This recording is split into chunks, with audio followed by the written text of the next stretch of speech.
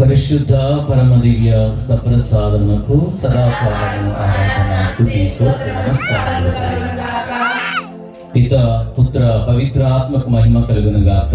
ఆదిలో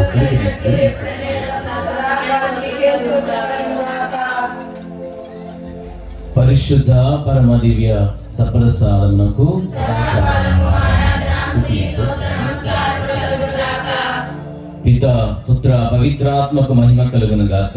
ఆదిలో కలిగినట్లు ఇప్పుడును ఎప్పుడును సదాకాలము పరిశుద్ధ పరమ దివ్య సప్రసాదమునకు సదాకాలము ఆరాధన స్తుతి స్తోత్ర నమస్కారములు కలుగును గాక. పిత పుత్ర పవిత్రాత్మకు మహిమ కలుగును గాక. ఆదిలో కలిగినట్లు ఇప్పుడును ఎప్పుడును సదాకాలము స్తోత్రం కలుగును గాక. అందరూ లేచి నిలబడి యేసయ్యా నిన్ను ఆరాధించటానికి, నిన్ను మహిమపరచటానికి ఇదిగో ప్రభువా మా గ్రామం అంతా కలిసి ఈ సాన్నిధ్యానికి విచ్చేసింది కాబట్టి మేమందరము కూడా ప్రభువా మా స్వరములు విప్పి, మా గళములు విప్పి, మా హృదయాన్ని తెరచుకుని ఇదిగో ప్రభువా నిన్ను ఆరాధించే భాగ్యాన్ని మాకు వసిగా ప్రభువా నీకు స్తోత్రాలు చెల్లించుకుంటూ ఉన్నాం. కాబట్టి ఇదిగో ప్రభువా దివ్య సప్రసాద రూపంలో ఉన్న నీవు మాతో మాట్లాడబోతూ ఉన్నావు, అభిషేకుల ద్వారా మాట్లాడబోతున్నావు ప్రభువా. ఆ మాట ఇదిగో తండ్రి నా హృదయంలో బదిలిపరుచుకునేలాగున నన్ను దీవించండి ప్రభువా. నీ ఆత్మ నడిపింపు మాకు దయచేయమని మనందరూ కూడా ఆ ప్రభువును ఆరాధించి మహిమపరుచుకుందాం. ప్రేమించేదా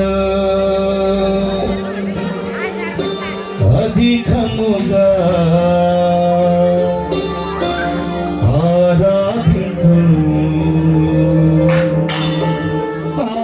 శక్తి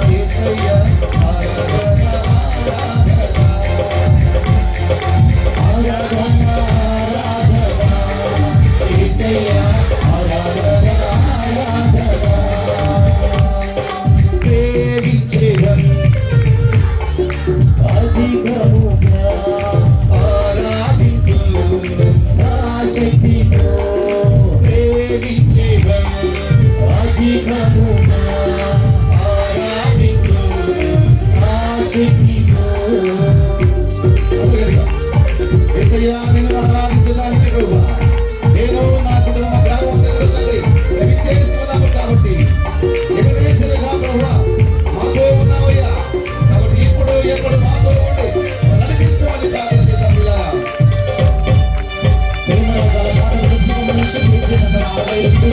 పాట నంబర్ 9.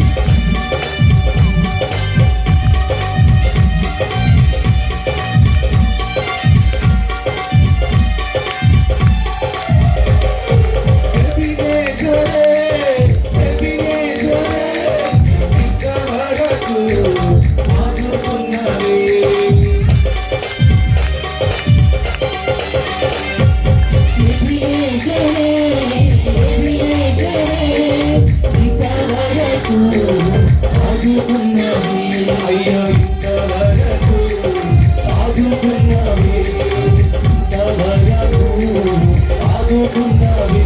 నిన్ను పూర్ణ మనసుతో ఆరాధించు, నిన్ను పూర్ణ మనసుతో ప్రేమించేదను. నిన్ను పూర్ణ మనసుతో ఆరాధించు, నిన్ను పూర్ణ మనసుతో ప్రేమించేదను.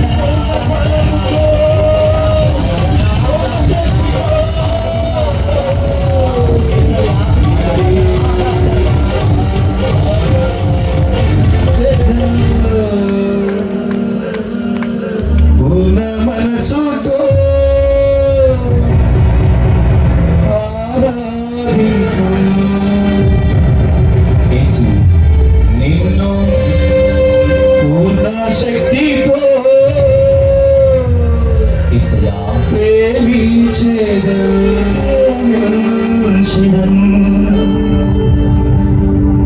Praise the Lord. Praise the Lord. Praise the Lord. Praise the Lord. గట్టిగా praise the Lord. Praise the Lord. Praise the Lord.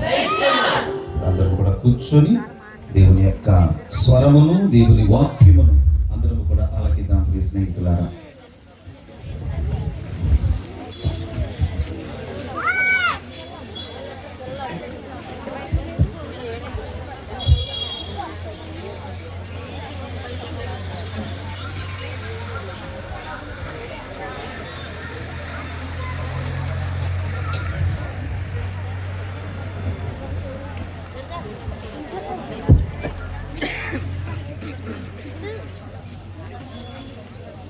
లూకా గారు రాసిన శుభవార్త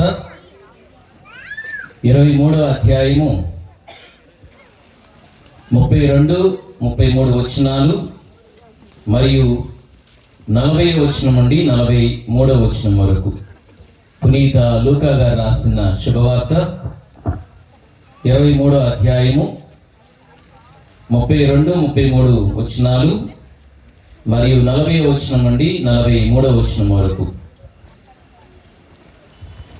ఇద్దరు గొప్ప నేరం చేసిన వారిని కూడా ఆయనతో చంపుటకు ఆయన వెంట కొనిపోయేది. కపాలం అనబడు స్థలమునకు వచ్చినప్పుడు అక్కడ వారు యేసును సిలువ వేసిరి. నేరస్తులను కూడా యేసు కుడివైపున ఒకరిని, ఎడమవైపున ఒకరిని సిలువ వేసిరి. 39వ వచనం నుండి, సిలువ వేయబడిన నేరస్తుల్లో ఒకడు, నీవు క్రీస్తువు కదా, అయినచో నిన్ను నీవు రక్షించుకొని మమ్ములను కూడా రక్షింపుము అని ఆయనను నిందింపసాగాను. రెండో వాడు వాని గద్దించు, నీవు దేవునికి భయపడవా? నీవు కూడా అదే శిక్షను పొందుచున్నావు కదా. మనకు విధించిన శిక్ష న్యాయసమ్మతమైనది. మనము మన పనులకు తగు ఫలము అనుభవించున్నాము. కానీ ఈయన ఏ తప్పిదమో చేసి ఎరుగడు అని యేసు వంకకు తిరిగి, యేసు, నీవు నీ రాజ్యములో ప్రవేశించినప్పుడు నన్ను జ్ఞాపకం ఉంచుకొను అని విన్నవించెను. యేసు వానితో, నేడే నీవు నాతో కూడా పరలోకమున ఉండు అని నీతో నిశ్చయముగా చెప్పుచున్నాను అనెను. ఇది ప్రభువుని సువిశేషము.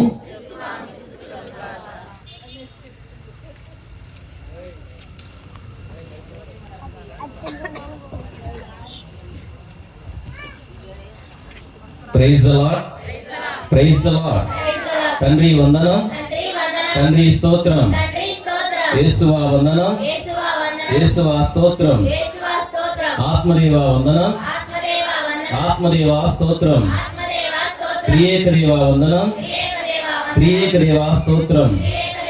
Praise the Lord. Praise the Lord. Praise the Lord. Praise the Lord. ప్రియమైన సహోదరి సహోదరులారా, దేవుని బిడ్డలారా, అందరూ సంతోషంగా ఉన్నారా? అందరూ సంతోషంగా ఉన్నారా? మైక్లో ఆఫ్ చేయమ్మా. మీరు చెప్పండి, అందరూ సంతోషంగా ఉన్నారా? మీరందరూ సంతోషంగా ఉన్నారు అంటే గట్టిగా ఒకసారి చప్పట్లు కొట్టండి.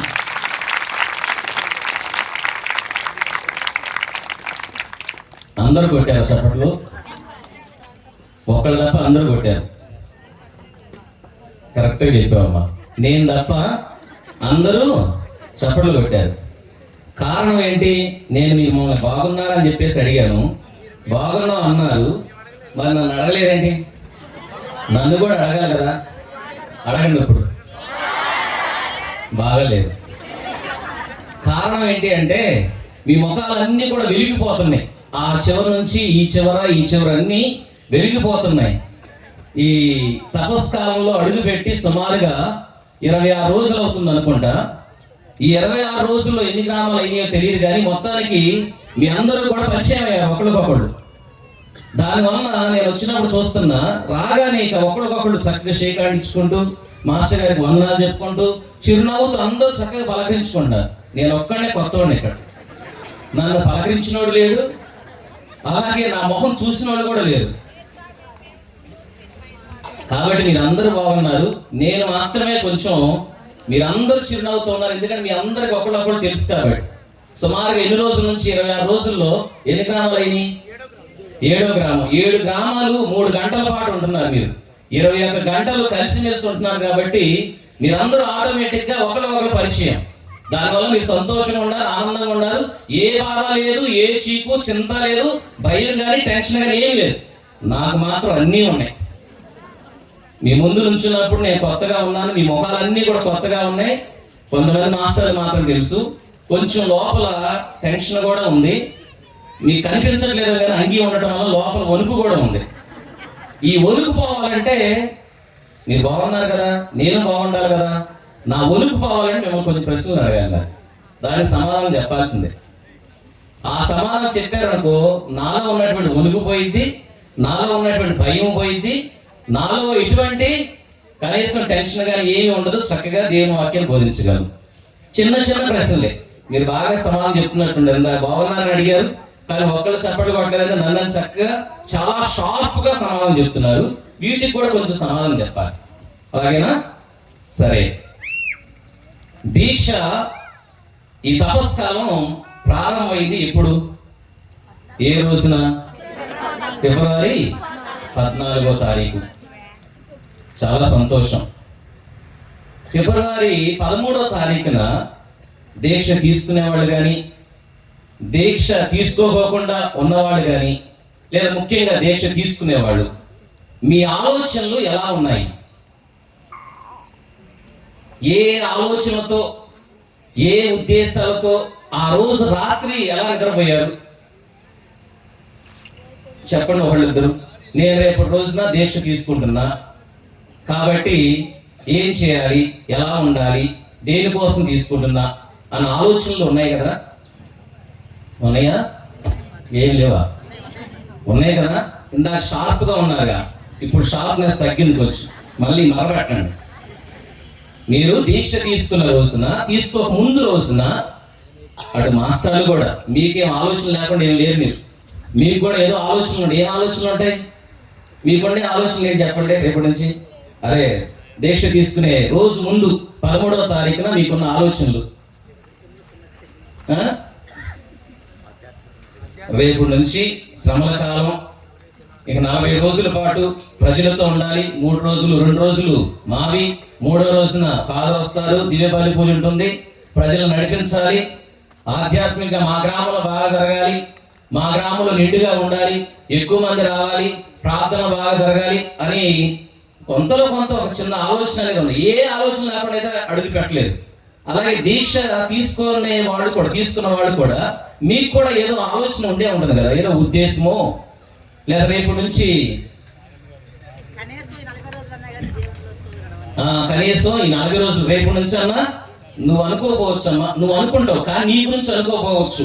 మా ఆయన ఉంటే బాగుండు, రేపు నుంచి దీక్ష తీసుకుంటే ఆయన కొంచెం తాకుండా ఉంటాడు, లేకపోతే ఇంట్లో ప్రశాంతంగా ఉంటాడు, ఎటు పడితే తిరగడు, ఎట్ట పడితే అట్లా మాట్లాడు. ఈ ఆలోచనలు ఉంటాయి కదా. ఆ ఆలోచనతో వచ్చారా? లేకపోతే ఫిబ్రవరి 14 నుంచి మాంసం తినకూడదు, చెప్పులు లేకుండా నడవాలి, ఈ కొన్ని కనీసం కొంతలో కొంత ఆలోచన చేశారా లేదా? చేశారా? కొంతమంది సమాధానం చెప్పాలి. అసలు ఏం లేదండి, తెల్లారైతే శ్రమల కాలం కాబట్టి బట్టలు తెచ్చుకున్నాం, వచ్చాం, గుడికి టవలేసారు, బట్టలు వేసుకుని వచ్చాం, ఇక ఆటోమేటిక్గా వెళ్తా ఉంది బండి అని అందరూ గట్టిగా చప్పట్లు కొట్టండి. Praise the Lord, praise the Lord. ప్రియమైన సహోదరి సగం పోయింది, కొంచెం టెన్షన్ సగం, ఇంకో సగం ఉంది. ఆ సగం కూడా తీర్చుకోవాలంటే ఇంకో ప్రశ్న అడగాలి. ఈ 7 రోజుల పాటు మాస్టర్ గారు వాక్యం బోధించారు, అలాగే గురువులు కూడా వాక్యాన్ని బోధించారు. దేని గురించి ఏమన్నా ఈ వాక్యాన్ని మాకు ఇది గుర్తుంది, లేకపోతే దీని గురించి బోధించారు? ఉదాహరణకి ఒక మాట చెప్తా, ఉపవాసం గురించి ఒక ఫాదర్ బోధించారని చెప్పి. అలాగే మీకు ఏమైనా గుర్తుండే చెప్పండి. హృదయ పరివర్తన గురించి బోధించారు, దాన ధర్మాల గురించి బోధించారు, ప్రార్థన గురించి బోధించారు, తల్లిదండ్రులు పిల్లల్ని ఎలా గౌరవించాలని బోధించారు. ఇంకా పాపం చేయటం వలన దేవునికి దూరం అయిపోతామని బోధించారు. పొరుగువారిని ప్రేమించమని బోధించారు. జీవ గ్రంథంలో పేర్లు ఎక్కాలంటే ఏం చేయాలని బోధించారు. ఇంకా క్రీస్తులే బోధించారు. 7 రోజులు అయిపోయింది. 7 అయిపోయింది. ఎందుకు వచ్చేసారు అంటే వీటిలోనే 2-3 మాస్టర్ గారి ప్రసంగాలు. Very good. Praise the Lord. Praise the Lord. సరే ప్రియమైన సహోదరి సహోదరులారా, దేవుని బిడ్డలారా, ఈ రోజు మనం ధ్యానం చేయబోయే అంశము మామూలుగా గుడ్ ఫ్రైడే రోజున అయితే ఎక్కువ శాతం ధ్యానం చేస్తూ ఉంటాం.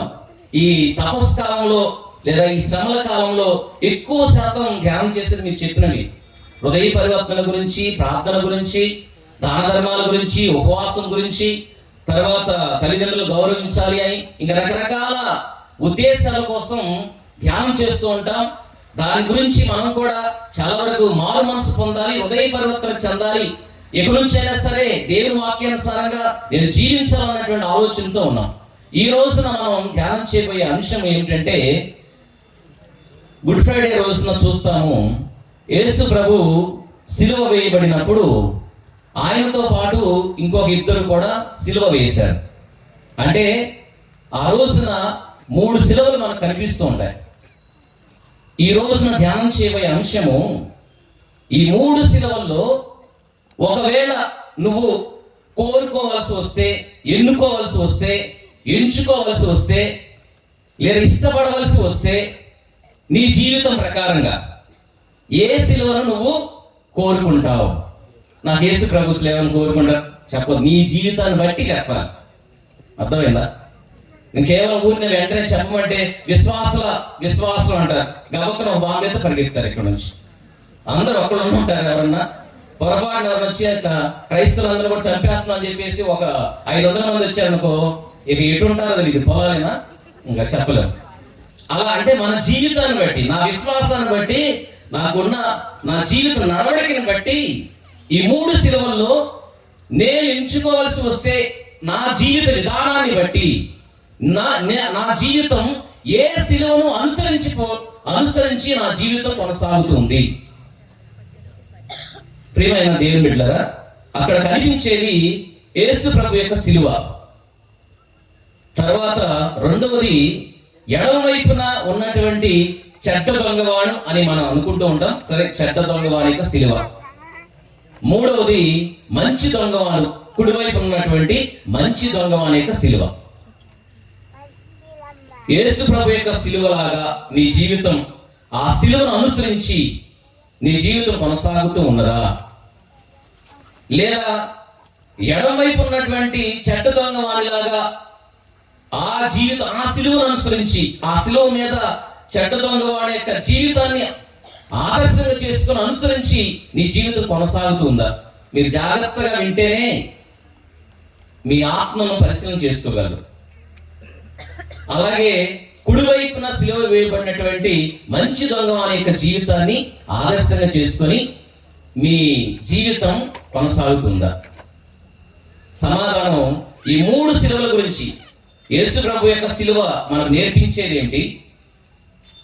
క్రీస్తు ప్రభువుకి ఎడమవైపున వేయబడినటువంటి ఆ సిలువ ద్వారా ప్రభు మనకు తెలియచేసేది, లేదా ఆ సిలువ మనకు తెలియచేసేటటువంటి లేదా నేర్పించేటటువంటి పాఠం ఏంటి? మంచి దొంగవాడు లేదా కుడివైపున సిలువ వేయబడినటువంటి ఆ సిలువ మనకు నేర్పించేది ఏంటి అని మనం కొద్ది నిమిషాల పాటు ధ్యానం చేద్దాం. కాకపోతే ఈ లోపుగా ఒకసారి నేను ఏ సిలువను ఇష్టపడుతున్నాను, యేసు ప్రభు సిలువన అయితే యేసు ప్రభు ఎలాగా తన యొక్క సిలువ మీద ఉండి ఎలాగ ప్రవర్తించారు, ఎటువంటి ప్రవర్తన కలిగి ఉన్నారు, ఎటువంటి మాటలు మాట్లాడారు, ఎంత దయ కలిగి ఉన్నారు, ఎంత కరుణ కలిగి ఉన్నారు, ఆ మాటలు మనం వినబోతున్నాం. ఇప్పుడు చదివినటువంటి శుభవార్త పట్టణం కూడా అదే. ఎడవైపు ఉన్నటువంటి దొంగ ఆ చెడ్డ దొంగ యొక్క మాటలు సిలువ మీద ఉన్నప్పుడు ఎలాంటి మాటలు మాట్లాడాడు, ఎలాంటి ప్రవర్తన, ఎలాంటి ఆలోచనతో తన యొక్క మాటలు ఉన్నాయి అని మనం వినబోతున్నాం. అలాగే కుడివైపు ఉన్నటువంటి దొంగ, మంచి దొంగవాడి యొక్క జీవితం, అతను మాట్లాడినటువంటి మాటలు విని ఈ 3 సిలువల గురించి ధ్యానం చేసిన తర్వాత ఒక నిర్ణయం తీసుకోవాలి. ఈ తపస్కాలం ప్రియమైన సహోదరి సహోదరులారా, దేవుని బిడ్డలారా, దేవునికి దగ్గరయ్యే కాలం, దేవుని యొక్క అనుగ్రహాలు పొందుకునే కాలం, దేవుని యొక్క ఆశీర్వాదాలు పొందుకునే కాలం. ఈరోజు మీరు పట్టణాలు వినలేదు, ఆ పట్టణాల్లో కూడా మొదటి పట్టణంలో వింటాం హోషేయ గ్రంథంలో, ఇప్పుడు ప్రభు దగ్గరికి వెళ్దాం. ఇశ్రాయేలు ప్రజలు అనుకుంటారు, ప్రభు చెంతకు వెళ్దాం ఇప్పుడైనా సరే. ఆయన మనం చేసిన తప్పిదాలకు పొరపాట్లకు మనం నాశనం చేయాలనుకున్నారు, చంపేద్దాం అనుకుంటున్నారు, మరణదండ విధిద్దాం అనుకుంటున్నారు.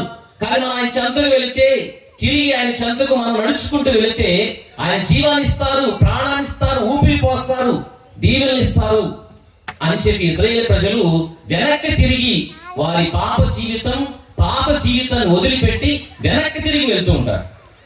ప్రభు అంటాడు, నా ప్రవక్తను పంపించింది, నా బోధకులను పంపించింది మీరు మారటం కోసం, తిరిగి రావటం కోసమే. మీరు వచ్చారు కదా, ఇక మీ మీద ఉన్నటువంటి కంప్లైంట్లన్నీ, మీరు చేసినటువంటి పాపాలన్నింటిని కూడా నేను కడిగి వేస్తూ మీకు కావలసినటువంటి అనుగ్రహాలు, ఆశీర్వాదాలు, అభివృద్ధిని, సమృద్ధిని ప్రసాదిస్తానని చెప్పేసి హోషేయ ప్రవక్త ద్వారా అన్నాడు. ఇశ్రాయేలు ప్రజలు చెప్పిన మాటలు ఈరోజు మనం వినబోతున్నాం. మొదటి పట్టణంలో అంటే ఈ తపస్కాలం మొదటి నుంచి కూడా ఫిబ్రవరి 14వ తారీఖు నుంచి, విభూది బుధవారం నుంచి మనకు తెలియచేస్తున్న సందేశాలు, మనం వింటున్నటువంటి వాక్యాలన్నీ కూడా ప్రభు చెంతకు రావడం కోసం. మీరు ప్రియమైన దేవుని బిడ్డలారా, ఒక చక్కని మాట, మంచి దొంగ చెడ్డ దొంగ అని ఆ పేర్లు ఎందుకు వచ్చాయి? అసలు దొంగ అంటేనే దొంగ, వాడికి మళ్ళీ మంచి దొంగ ఏంటి, చెడ్డ దొంగ ఏంటి, కారణాలు ఏంటి కూడా ఆలోచిస్తారు. మనం ధ్యానం చేయబోతున్నాం, అందుకని కొంచెం జాగ్రత్తగా వినండి. ఈ వాక్యాన్ని ఆలోచించే ముందు ఒక చిన్న సన్నివేశం లేదా సంఘటన చెప్పాలి మీకు. ఎందుకంటే ఆ సన్నివేశం చెప్పిన తర్వాత, సంఘటన చెప్పిన తర్వాత అసలు మీరు ఎలాంటి వాళ్ళు అనేది నాకు అర్థమవుతుంది. ఒకసారి మైలవారి నుంచి హైదరాబాద్ ఒక పెద్ద ఆయన ప్రయాణం తన చిన్న కొడుకు దగ్గరికి వెళ్ళాలని చెప్పేసి తాను అనుకొని ఒక నిర్ణయం తీసుకున్నాడు. చిన్న కొడుకు దగ్గరికి వెళ్దాం, కొన్ని రోజుల పాటు కొడుకు దగ్గర ఉండొద్దాం అని చెప్పేసి అనుకొని తన కొడుకుతో, ఇంట్లో ఉన్నటువంటి కొడుకుతో అన్నాడు, అయ్యా నేను ప్రయాణం చిన్న కొడుకు దగ్గరికి వెళ్దాం అనుకుంటున్నా హైదరాబాదు, కొన్ని రోజుల పాటు నాకు కొంచెం బస్సు ఎక్కించు అని చెప్పేసి. ఆ పెద్ద ఆయన సుమారుగా 70 సంవత్సరాలు ఉంటాయి. ఈ 70 సంవత్సరాల్లో ఒక్కసారి కూడా బస్సు ఎక్కలేదంట. ఈ 70 సంవత్సరాల్లో ఒక్కసారి కూడా బస్సు ఎక్కలేదు. అసలు బస్సులో ఎన్ని సీట్లు ఉంటాయి లేదా ఏముంటాయి కూడా ఏమీ తెలియదు పెద్ద ఆయనకి. సరే, మొత్తానికి ఆ రాత్రిపూట 9 గంటల సమయంలో బస్సు ఉందని చెప్పి చెప్పగానే తన కొడుకు తీసుకుని వెళ్ళి ఆ పెద్ద ఆయన్ని ఆ బస్ స్టాండ్ దగ్గర తీసుకుని వెళ్ళి ఆ బస్సు రాగానే బస్సులోకి ఎక్కిస్తూ ఉన్నాడు.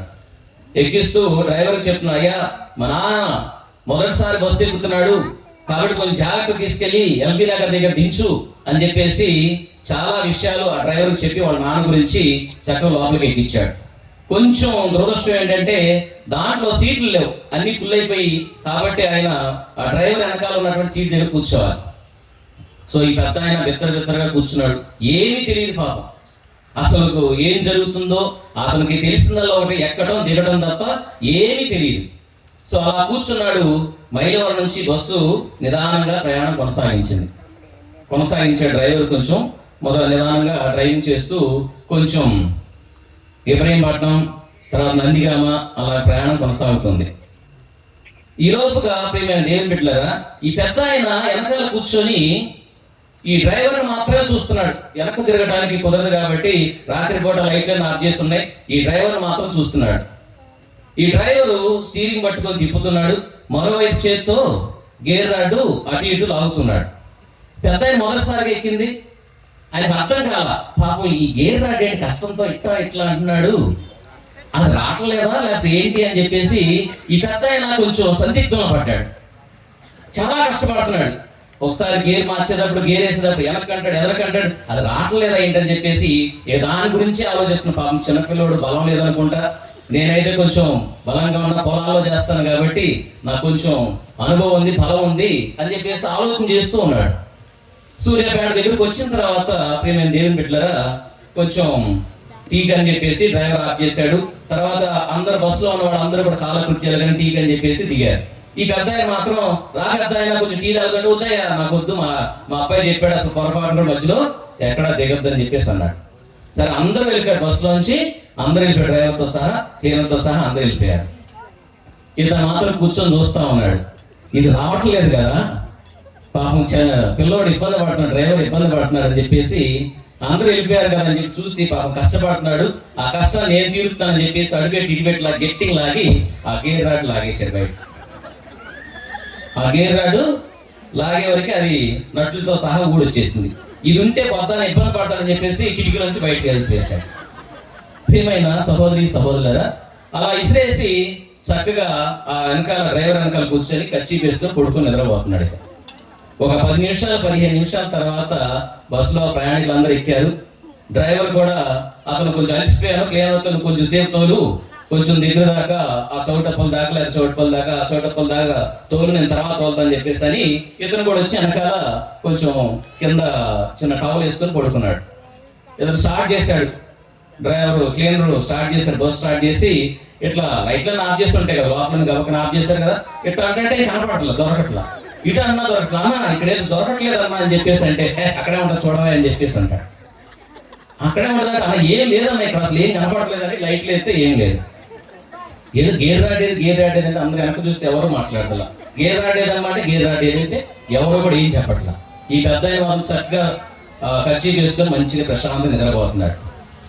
అదే సరే అని చెప్పేసి పెద్ద ఆయన ఇప్పుడు రాడ్ ఉండాలి కదా, ఏమైంది అని చెప్పేసి అంటే అదే ఇందాక పాపం అడుగు చూస్తున్నాం, 5 వరకు చూస్తున్నాను, నువ్వు ఇటులాగి అట్లాగి చాలా కష్టపడుతున్నావు కదా, ఎందుకు వచ్చిన బాధ అని చెప్పేసి దాన్ని లాగి కిటికీలను బయట పడేశానని చెప్పేసి అన్నాడు. Praise the Lord, praise the Lord. ప్రియమైన సహోదరి సహోదరులారా, దేవుని బిడ్డలారా, ఆయనకి ఏమీ తెలియదు పాపం. బస్సులో ఏముంటాయి ఏమి ఉండవు అసలు ఏంటి, ఫస్ట్ టైము మొదటిసారి ఈ 70 సంవత్సరాల్లో బస్సు ఎక్కాడు కాబట్టి ఆయనకి ఏమీ తెలియదు. కాబట్టి ఆయన చేసినటువంటి పొరపాటు ఏంటి, వారి యొక్క ప్రయాణం కొనసాగిపోకుండా ఆ రాడ్ తీసి కిట్లోంచి బయటపడేస్తారు. తపస్కాలంలో ఎన్ని సంవత్సరాల నుంచి తపస్కాలాలు, శ్రమల కాలంలో మన ప్రయాణం కొనసాగుతూ ఉంది. ఎన్ని సంవత్సరాల నుంచి ఒక్కొక్కళ్ళు 5 సంవత్సరాలు 10 సంవత్సరాలు, అన్నీ మనకు తెలుసు కదా, అన్నీ తెలుసు కదా, తెలుసా తెలీదా, లేదా ఏమి తెలియకోకుండా ఉండాలా, తెలుసా తెలీదా, తెలుసా, అన్నీ తెలిసినా కూడా ఏదైతే చెయ్యాలో అది చేయకోకుండా, ఏదైతే చేయకూడదో అది చేస్తూ మన యొక్క శ్రమల కాలాన్ని కొనసాగిస్తూ ఉన్నాం. నేను మూలపాడు విచారణ నుంచి ప్రియమైన దేవుని బిడ్డలారా, మా దగ్గర ఈ సంవత్సరం 98 మంది దీక్ష తీసుకున్నారు. అందులో సుమారుగా 27 మంది ఈ యూత్ పిల్లలు తీసుకున్నారు ఈ సంవత్సరం. వాళ్ళు ఈ శ్రమల కాలంలో దీక్ష తీసుకొని చక్కగా చెప్పులు లేకోకుండా ఉపవాసాలు ఉంటూ ఈ దీక్ష కాలాన్ని కొనసాగిస్తూ ఉన్నారు. అలాంటి వాళ్ళు ఈ మధ్య కాలంలో ఒక ఫాదర్ వచ్చినప్పుడు ఆయన చెప్తున్నటువంటి మాటలు కొంతమంది పిల్లలు పిలిచి మాట్లాడుతున్నప్పుడు ఏం చేస్తున్నారని చెప్పేసి అంటే ఈ తపస్కాలంలో ప్రసంగంలో అడుగుతున్నాడు, ఏం చేస్తున్నాడు, ఉపవాసం చేస్తున్నా ఫాదర్, చెప్పులు లేకుండా నడుస్తున్నాం ఫాదర్ అని చెప్పేసి ఆయన వాళ్ళందరూ కూడా చక్కగా సమాధానం చెప్తున్నారు. ఈ ఫాదర్కి ఆ యూత్ పిల్లల్లో ఒకడు తెలిసిన వాళ్ళు ఉన్నారు. అతనితో అంటున్నాడు, నువ్వేనా అని చెప్పేసి అవును ఫాదర్ అంటే, అంతకుముందు 2 నెలల క్రితం చూసినప్పుడు చాలా సన్నగా ఉన్నావు, ఇప్పుడు లావ్ అయ్యావు అని చెప్పేసి అడుగుతున్నాడు. దీక్షా కాలంలోకి వచ్చిన తర్వాత, శ్రమల కాలం వచ్చిన తర్వాత నువ్వు లావ్ అయ్యావేంటి, అంతకుముందు నేను చూస్తే సన్నగా ఉండవు కదా అని చెప్పేసి అంటే అది ఏం మాట్లాడలేదు. అంటే ప్రియమైన సహోదరి సహోదరురా, చాలా సార్లు ఈ దీక్షా కాలంలో లేదా శ్రమల కాలంలో మనం చేసేటటువంటి పొరపాటు ఏంటంటే, బైబిల్ గ్రంథం ద్వారా మనం తెలియజేస్తున్నటువంటి వాక్యము, నాకు ఇష్టమైన ఉపవాసం ఏంటి, నేను మెచ్చుకునేటటువంటి మార్గం ఏంటి అని ప్రభు మనకు వాక్యాల ద్వారా తెలియజేస్తూ ఉంటే, ప్రభువుకి ఇష్టమైనటువంటి ఉపవాసాన్ని, ప్రభువుకి ఇష్టమైన మార్గాన్ని పక్కన పెట్టి మనకు నచ్చినట్లుగా మనం మెచ్చుకునే విధంగా, మనకు నచ్చినటువంటి రీతిలో, మనం మెచ్చుకునేటటువంటి రీతిలో మనకి విశ్వాస ప్రయాణాన్ని లేదా ఈ తపస్కాలను కొనసాగిస్తున్నాం. కాబట్టి ఎన్ని తపస్కాలాలు మనం దాటిపోయినా కూడా దేవుని యొక్క దీవులు అనుకున్నటువంటి, కోరుకున్నటువంటి ఉద్దేశాలు కానీ తలంపులు కానీ నెరవేరటం లేదు. అందుకే ఈ రోజున మనం కొద్ది నిమిషాల పాటు ఈ రోజున ఈ శిలువల గురించి ధ్యానం చేద్దాం. ఒకసారి వాక్యం తీసుకోండి.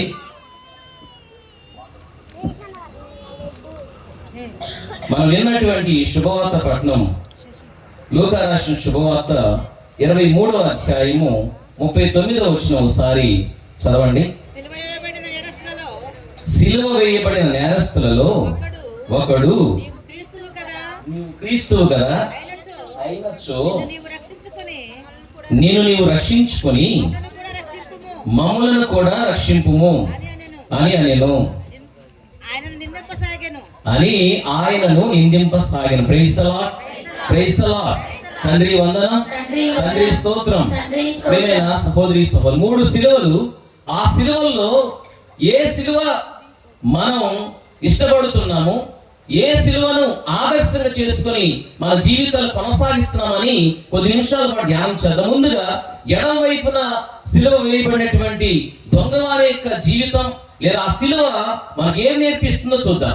ఇక్కడ వాక్యంలో విన్నాము, సిలువ వేయబడినటువంటి నేరస్తుల్లో ఒకడు నువ్వు క్రీస్తువు కదా అయినచో నీవు రక్షించుకొని మమ్మల్ని కూడా రక్షించు అని చెప్పి నిందింపసాగెను. ఎడమ వైపున సిలువ వేయబడినటువంటి దొంగ యేసు ప్రభుని నిందిస్తూ ఉన్నాడు.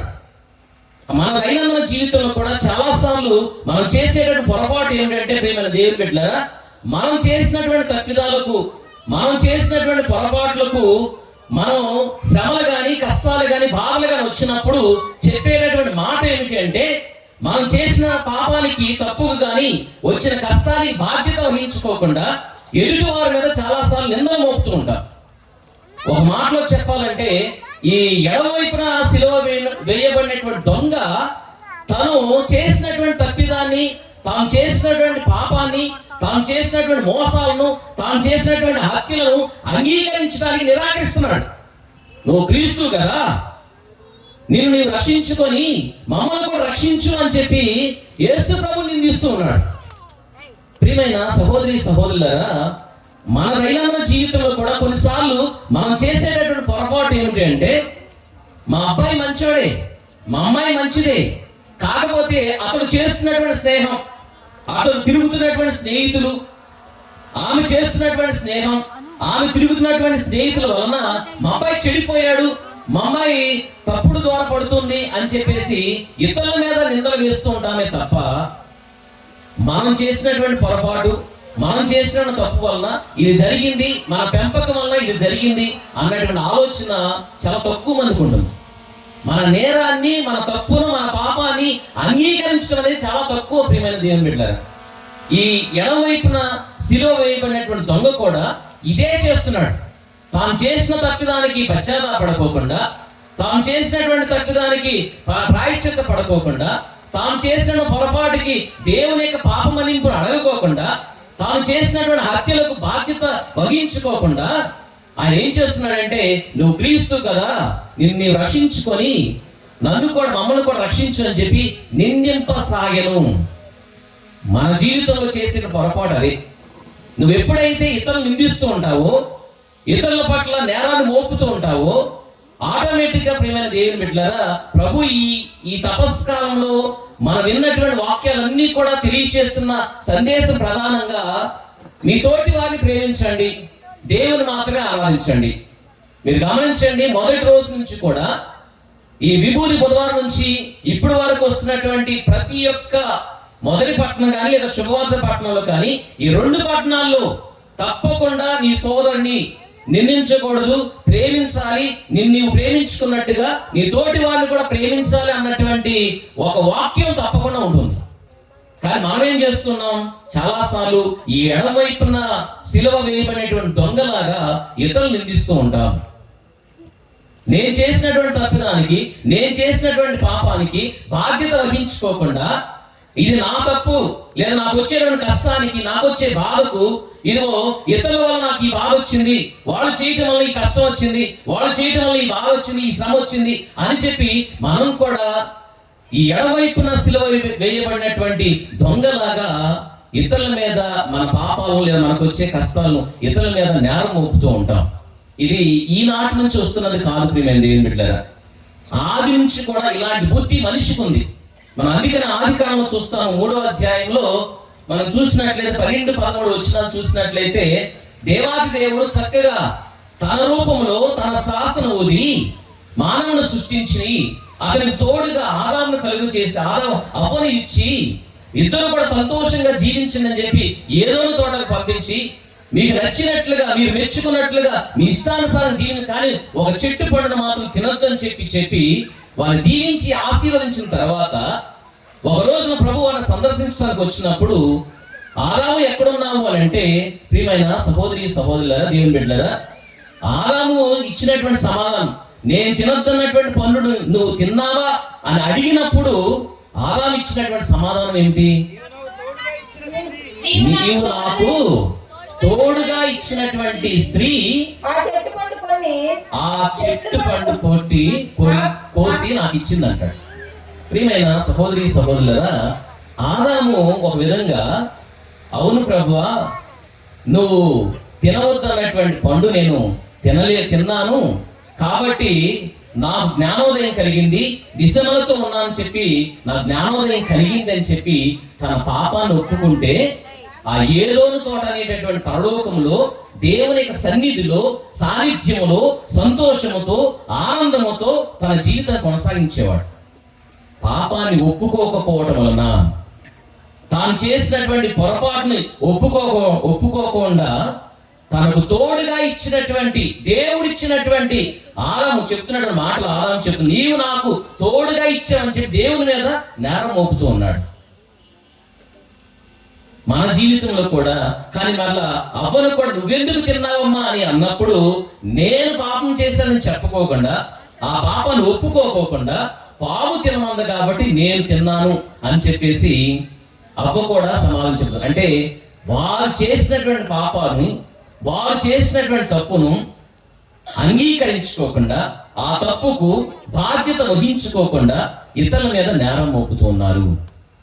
ప్రియమైన సహోదరులారా, దేవుని బిడ్డలారా, ఈ దొంగవాడు కూడా, ఎడమ వైపున సిలువ వేయబడినటువంటి ఈ దొంగవాడు కూడా తాను అనేకమైనటువంటి మోసాలు చేశాడు, అనేకమైనటువంటి పాపాలు చేశాడు, అనేకమైనటువంటి హత్యలు చేశాడు, ఘోరమైనటువంటి పాపం చేసినటువంటి ఇద్దరు వ్యక్తులను కూడా అని చెప్పేసి వాక్యం చెప్పబడుతుంది అక్కడ. ఆ ఘోరమైనటువంటి పాపం చేసినటువంటి ఈ ఎడమ వైపున సిలువ వేయబడినటువంటి దొంగ చెప్పినటువంటి మాట ఏమిటి అంటే, నిన్ను నీవు రక్షించుకొని మమ్మల్ని కూడా రక్షించు అని చెప్పి ప్రభువు నేను నిందిస్తూ ఉన్నాడు. ప్రియమైన సహోదరుల దేవుని బిడ్డలారా, ఒకసారి ఆత్మ పరిశీలన చేసుకుందాం. మన దైనందిన జీవితంలో మనిషి రోజుకి 15 సార్లు ఒక విధంగా సైకాలజీ ప్రకారం తప్పకుండా 15 సార్లు ఏదో ఒక పొరపాటు చేస్తూ ఉంటాడు. ఎక్కడో ఒక చోట ఏదో ఒక రూపాన తప్పటడుగు వేస్తూ ఉంటాడు.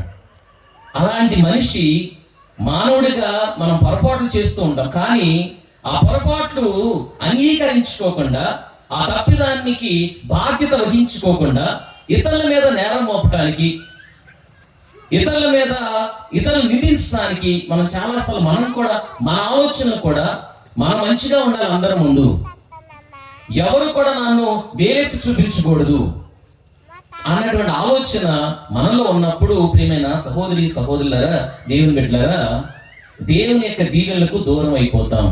ఈ సిలువ మనకి ఏమని నేర్పిస్తుంది అంటే, పశ్చాత్తాప పడనటువంటి సిలువ ఇది.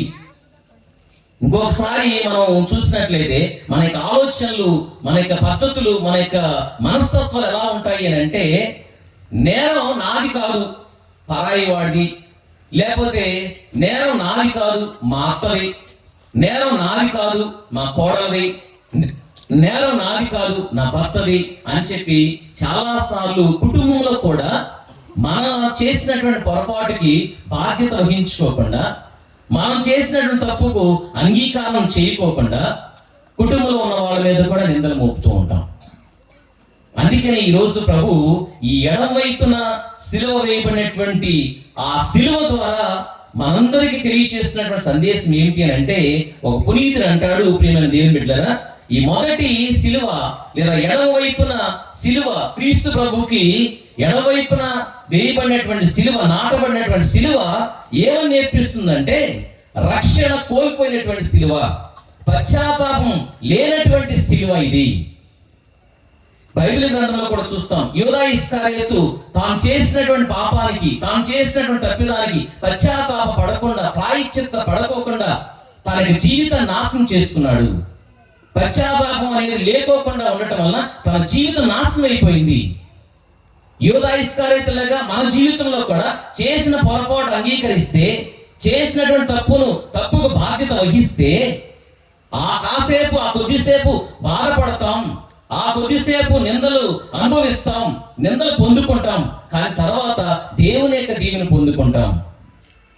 కానీ ఈ శిలువ మనకి ఏమో నేర్పిస్తుందంటే, ఈ ఎడమవైపున శిలువ వేయబడినటువంటి దొంగ ఆ శిలువ మనకి ఏం నేర్పిస్తుందంటే రక్షణ కోల్పోయింది. కారణం ఏంటంటే తాను చేసినటువంటి తప్పును అంగీకరించలేదు, తాను చేసినటువంటి పొరపాటుకి బాధ్యత వహించుకోకుండా నిందిస్తూ ఉన్నాడు.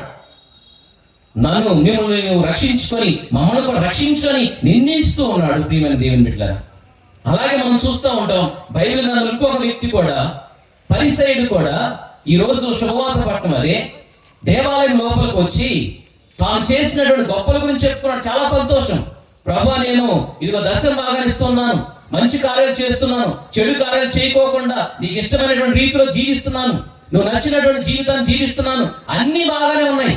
చివరికి ఏమంటున్నాడు, ఒక మాట అంటున్నాడు, ఈ సుంకరి వంటి వాడను కానని తన వెనకాల ఉన్నటువంటి దేవాలయం లోపలికి రావటానికి సాహసింపక పశ్చాత్తాప హృదయముతో కుమిలిపోతున్నటువంటి ఆ సుంకరిని నిందిస్తూ ఉన్నాడు.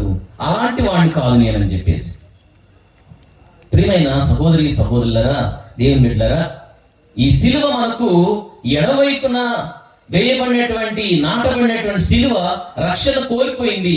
నీ జీవితం కూడా అలాంటి ఆ శిలువలో ఉన్నటువంటి వ్యక్తిలాగా ఇతరులను నిందిస్తూ ఉంటే, ఇతరుల మీద నువ్వు చేసిన తప్పిదాలను అన్నిటిని కూడా ఇతరుల మీద మోపుతూ ఉంటే రక్షణ నీకు కానీ నీ కుటుంబానికి కూడా రానే రాదు. పశ్చాత్తాపం అనేది నీ కుటుంబంలో లేకపోతే, ప్రాయశ్చిత్తం అనేది భార్యాభర్తల మధ్య లేకపోతే, నువ్వు ఎన్నిసార్లు ఎన్ని విధాలుగా ఎన్ని పుణ్యక్షేత్రాలకు వెళ్ళినా కూడా పొరపాటును కూడా దేవుని యొక్క అనుగ్రహం అనేది, దేవుని యొక్క ఆశీర్వాదం అనేది నీకు కానీ నీ కుటుంబంలో కానీ పొరపాటును కూడా రానే రాదు.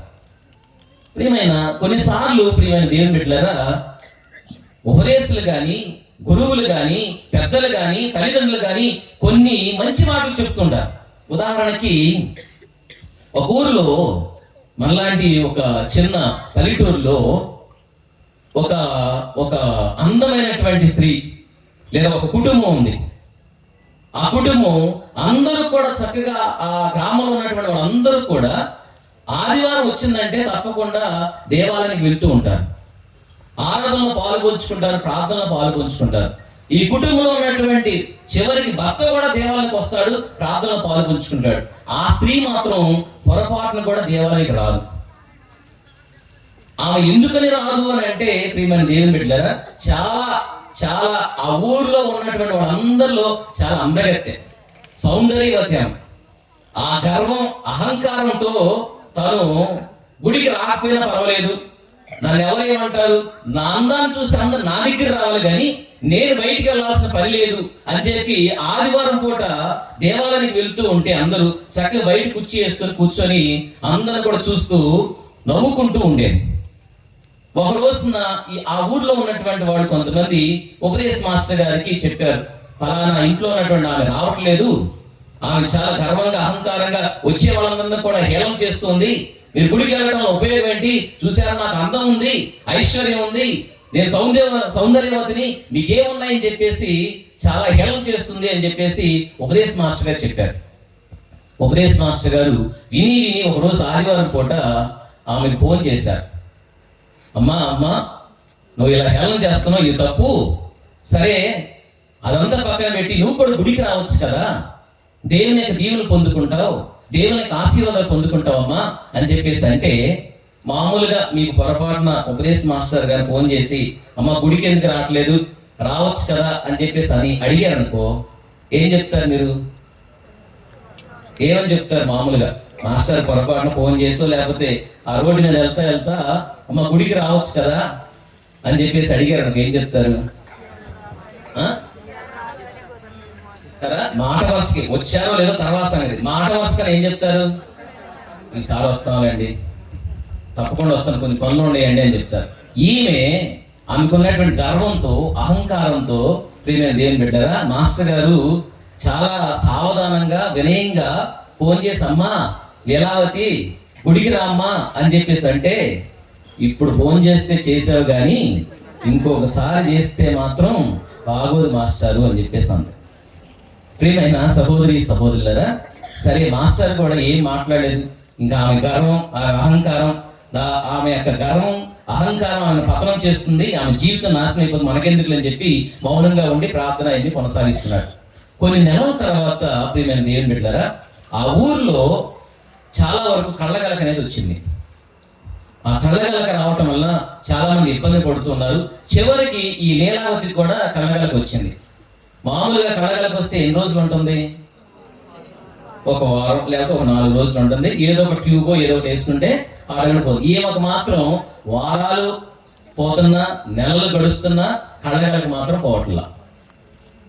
అలాగా పాపం సుమారుగా 2-3 నెలల పాటు ఈ కళ్ళగలతో బాధపడింది. చివరికి ఒక రోజున రాత్రి కూడా వాళ్ళ చుట్టాలమ్మాయి వేరే ఊరు తిరుగులు వెళ్తూ కొంచెం ఈ ఊర్లో ఆగి వాళ్ళ ఆ ఇంటికి వచ్చి, ఒక్కరోజు రాత్రి పడుకుంటాను అక్క అని చెప్పేసి అంటే, సరే అమ్మా పడుకో అని చెప్పేసి చక్కగా ఆమె ఇంట్లో పిలిచింది. ఎవరితో మాట్లాడదు కదా, ఆమె మామూలుగానే అందంగా ఉంటుంది కాబట్టి, సౌందర్యవతి కాబట్టి ఎవరితో మాట్లాడదు. ఆమెను కూడా ఎవరు పొరపాటు కూడా పలకరించేవాడు లేరు. ఈ కళ్ళగల వల్ల బయటికి రావడం మానేసింది. లోపలే ఉంది సుమారు 2-3 నెలల పాటు. ఈమె ఈ చుట్టాలమ్మాయి లోపలికి వచ్చింది. చక్కగా రోజు రాత్రి పడుకొని, ఏంటక్క చాలా ఇదిగా ఉన్నావు, కళ్ళన్నీ కూడా ఎర్రగాయి అంటే, కళ్ళగలకు వచ్చిందమ్మా అని చెప్పేసి అంటే, ఈ చుట్టాలమ్మాయి ఏం చేసింది అంటే రాత్రి పూట, అవునక్క నాకు కూడా వచ్చింది, ఒక 4 నెలల క్రితం వచ్చింది. నేనేం చేశానంటే కొంచెం ఆలోచించి బాగా సరే అని చెప్పేసి జిల్లేడు ఆకులు ఉంటాయి కళ్ళల్లో పోసుకున్నాను, సో దానివల్ల నా కళ్ళగలకు పోయిందక్క అని చెప్పేసి చెప్పింది. ఈమె ఎవరితో మాట్లాడదు కదా, ఎవరితో మాట్లాడదు, ఎవరు సలహాలు తీసుకోదు, ఎవరు మాటలు వినదు, తనంటే తానే గొప్పగా అని చెప్పేసి భావిస్తూ ఉండదు. కాబట్టి ఈమె చుట్టాలమ్మాయి చెప్పిన మాట నిజం అనుకొని తెల్లారింది, శుభ్రం టిఫిన్ చేసింది, చుట్టాలమ్మ వెళ్ళిపోయింది.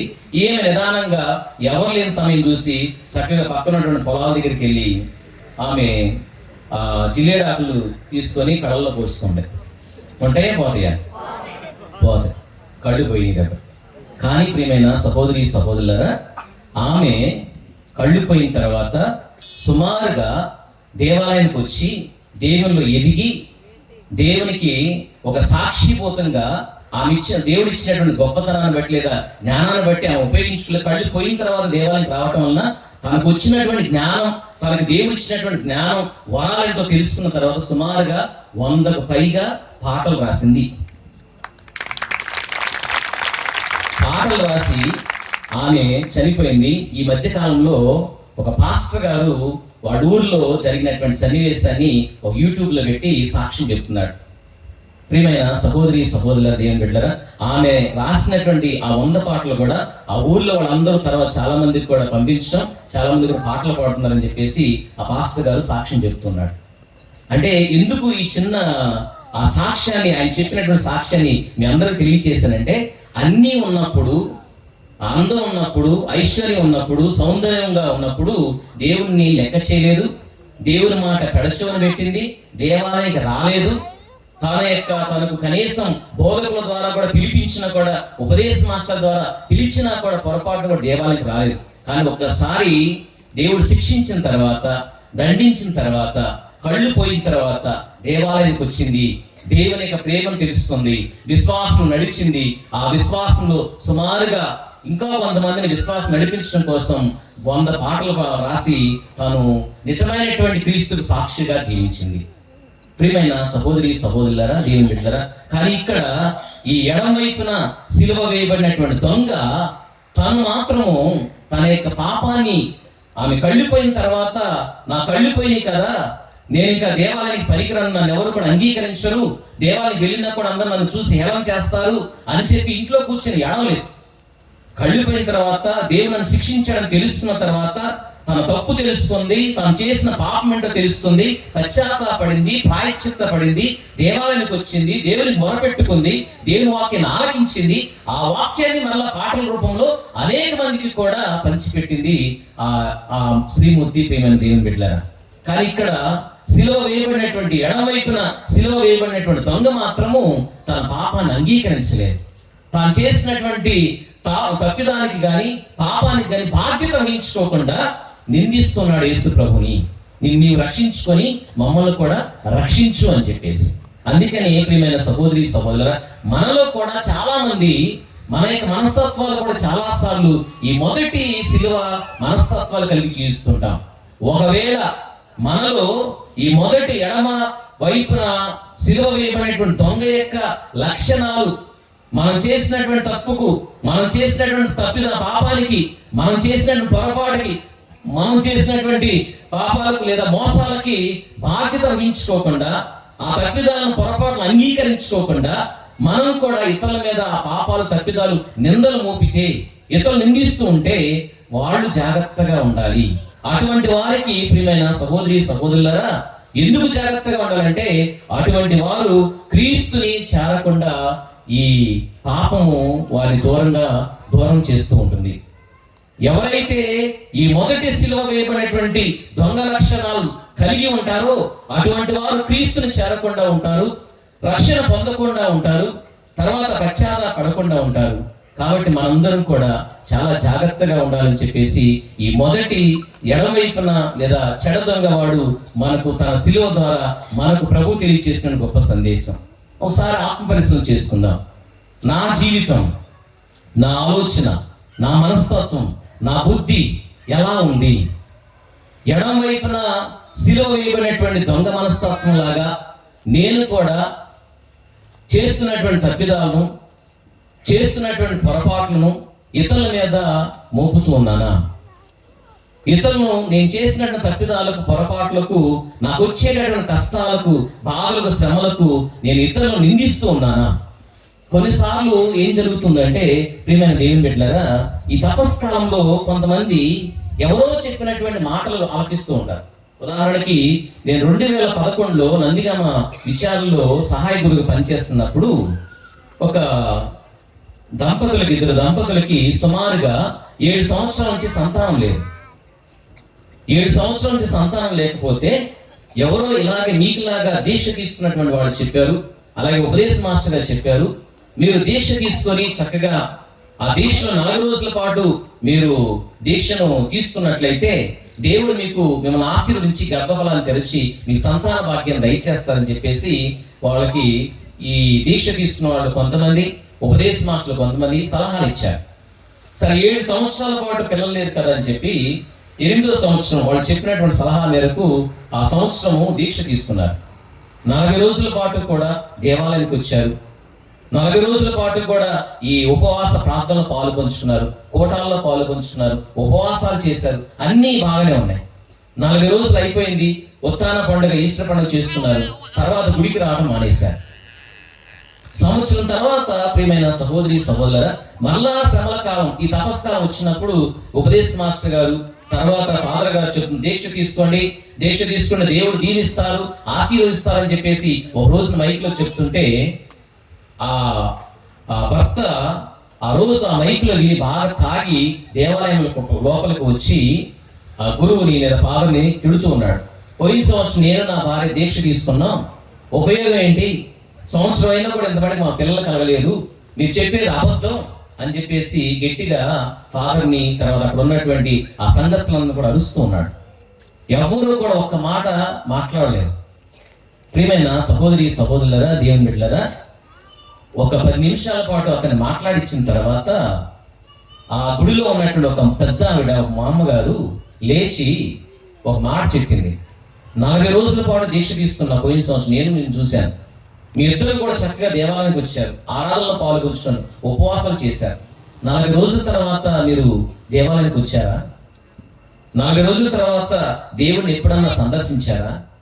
40 రోజుల తర్వాత ఈ సంవత్సరం పాటు ఎప్పుడైనా సరే పూజలో పాల్గొంచుకున్నారా? ప్రార్థనలో పాల్గొంచుకున్నారా? దేవుని అడిగారా సంతానం కావాలని? మీరు నిజంగా దేవుని దగ్గర నుంచి సంతాన భాగ్యం కావాలి అని అనుకుంటే నిష్ఠగా 40 రోజుల పాటు ఎలాగైతే దీక్ష తీసుకొని ఉపవాసం చేశారో, ప్రార్థన చేశారో, అదే విధంగా దీక్ష అయిపోయిన తర్వాత కూడా దేవాలయానికి రండి, దేవుడు తప్పకుండా మీకు సంతాన భాగ్యం దయచేస్తారన్నాడు. ఆయన ఇచ్చేంత వరకు కూడా దేవాలయానికి రండి అని చెప్పి ఆ మామగారు తనకున్న విశ్వాసాన్ని బట్టి అందరి ముందు లేచి గట్టిగా ఆ వ్యక్తిని గట్టిగా అరిచినప్పుడు ఆ వ్యక్తి వణుక్కుంటూ వెళ్ళిపోయాడు. ప్రియమైన సహోదరి సహోదరులారా, మరలా ఏం జరిగిందో తెలియదు. వాళ్ళు ఇద్దరు కూడా దీక్ష తీసుకున్నారు. 3 సంవత్సరాల పాటు దీక్ష తీసుకున్నారు. తర్వాత దీక్ష తీసుకున్న అయిపోయిన తర్వాత కూడా దేవాలయానికి 3 సంవత్సరాల పాటు నాగా లేకుండా వచ్చారు. 3 సంవత్సరాల తర్వాత దేవుడు సంతాన భాగ్యాన్ని ఇచ్చాడు.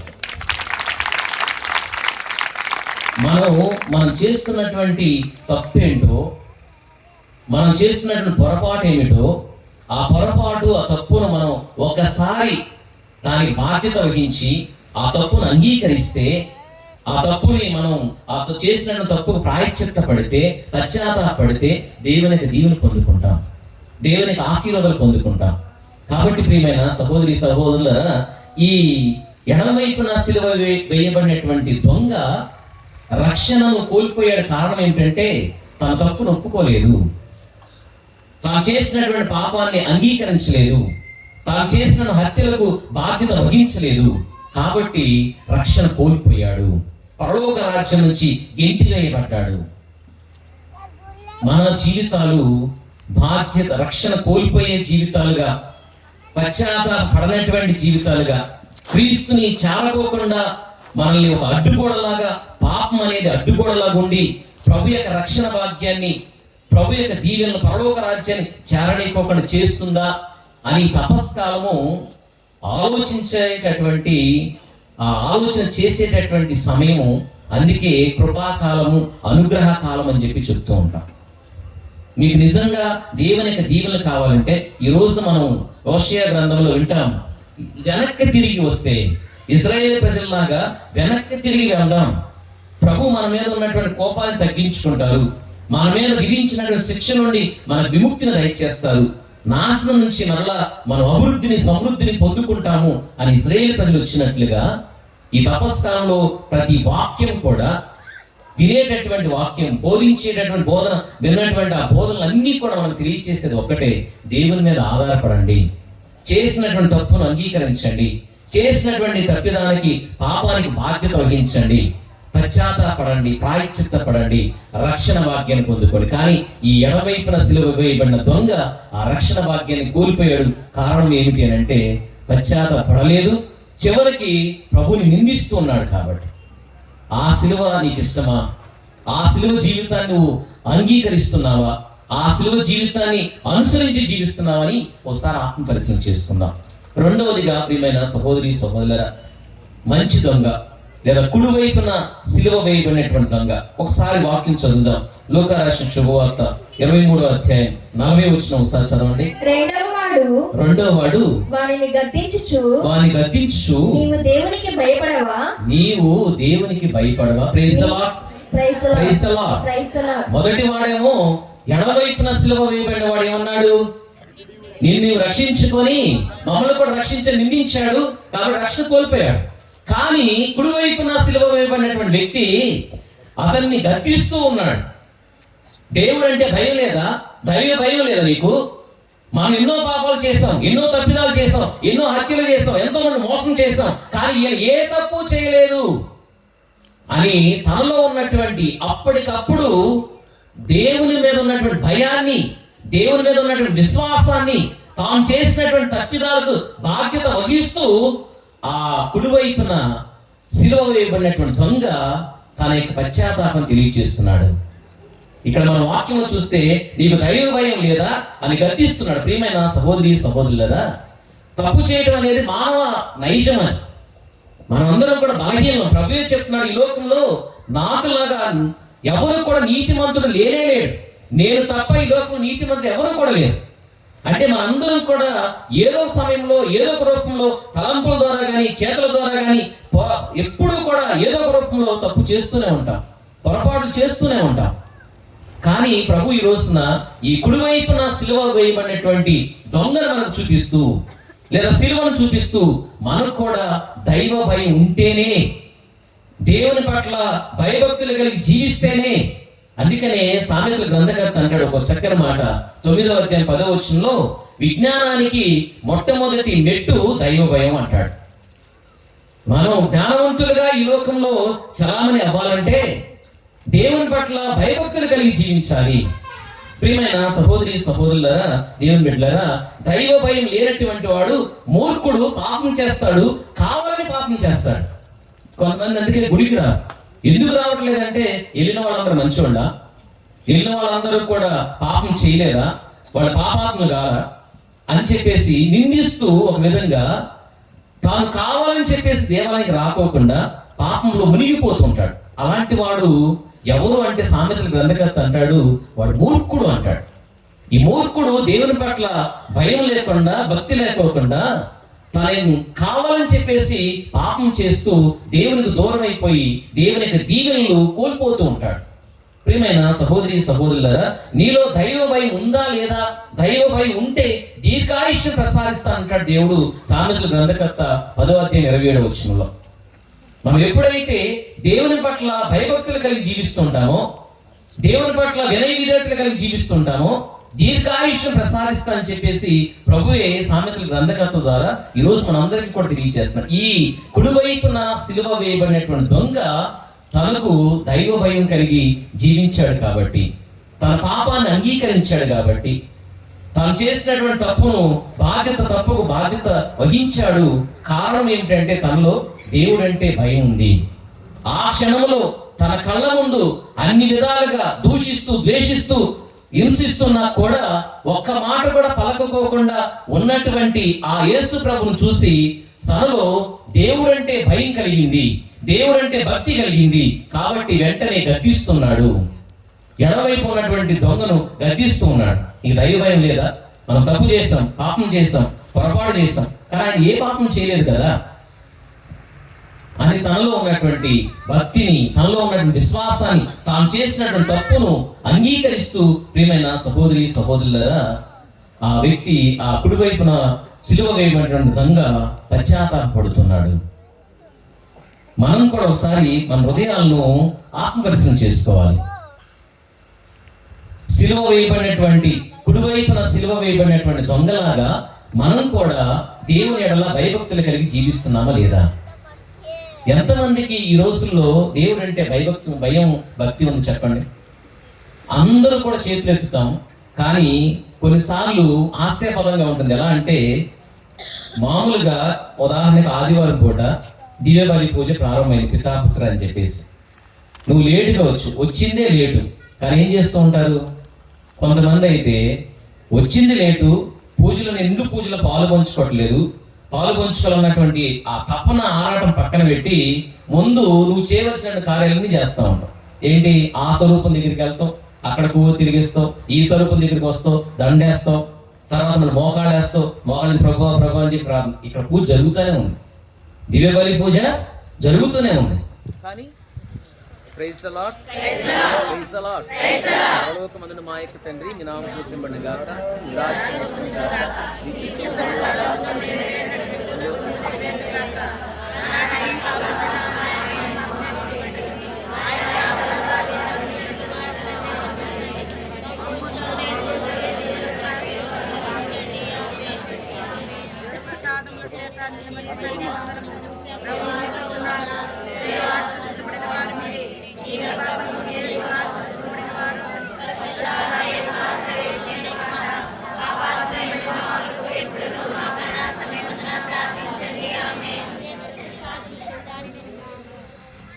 దేవ ప్రసాదం చేత మరి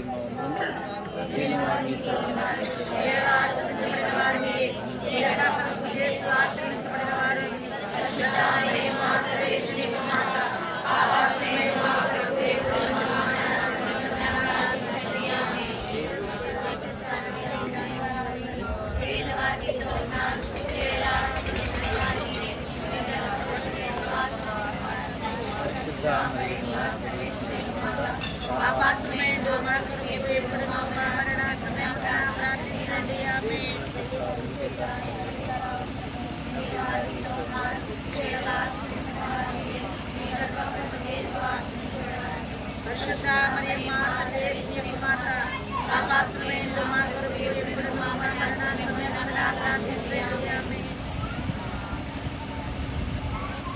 Praise the Lord. Praise the Lord. తండ్రి వందనం, తండ్రి స్తోత్రం, యేసువా వందనం, యేసువా స్తోత్రం, ఆత్మదేవ వందనం, ఆత్మదేవ స్తోత్రం, ఏకదేవ వందనం, ఏకదేవ స్తోత్రం. Praise the Lord. Praise the Lord. Praise the Lord. ప్రియమైన సహోదరి సహోదరులారా, ఈ రెండవ కుడివైపున సిలువ వేయబడినటువంటి దొంగ మనకు నేర్పిస్తున్నటువంటి పాపం లేదా మనం నేర్పిస్తున్నటువంటి సందేశం ఏమిటి అంటే, రక్షణను అంగీకరించినటువంటి సిలువ ఇది. దేవుణ్ణి అంగీకరించినటువంటి సిలువ, అన్యాయాన్ని గద్దించినటువంటి సిలువ, పాప క్షమాపణ కోరుకున్నటువంటి సిలువ.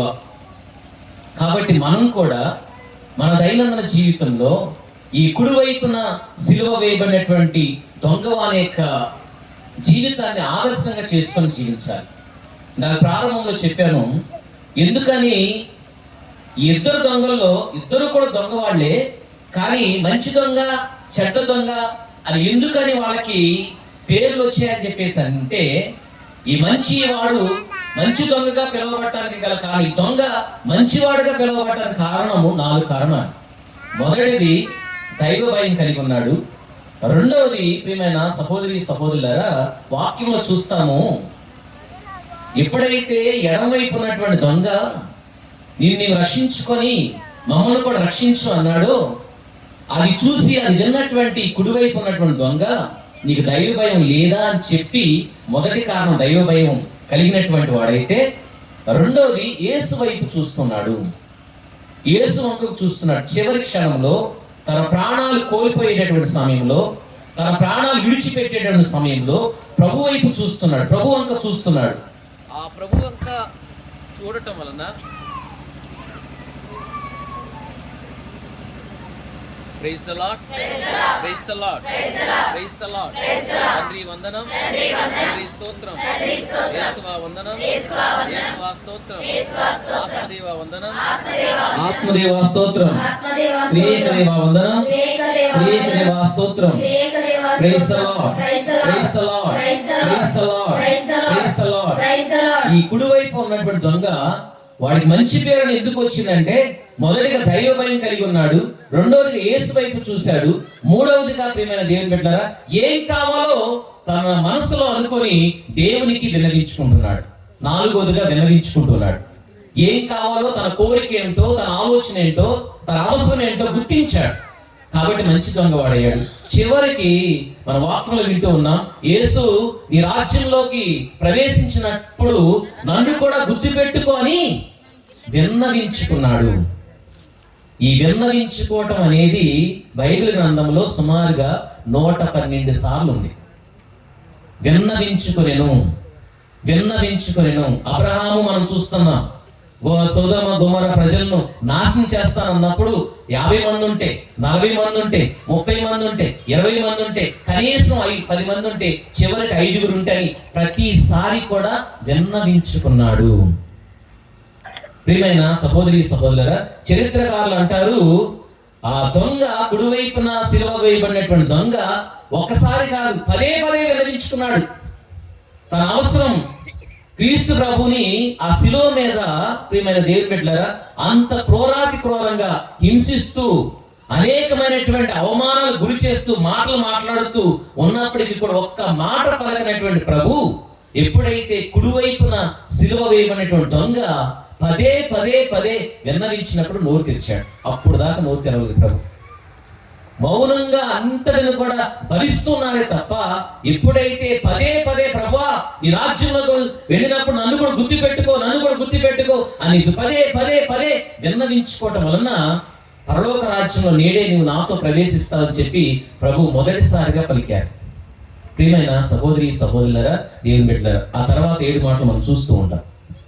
ఈ రోజున ఆ మంచి దొంగవాడి యొక్క లక్షణాలు, ఆ శిలువ మనకి ఏమని నేర్పిస్తుందంటే, అన్యాయాన్ని గద్దించిన శిలువ ఇది, అలాంటి లక్షణం నీలో ఉందా?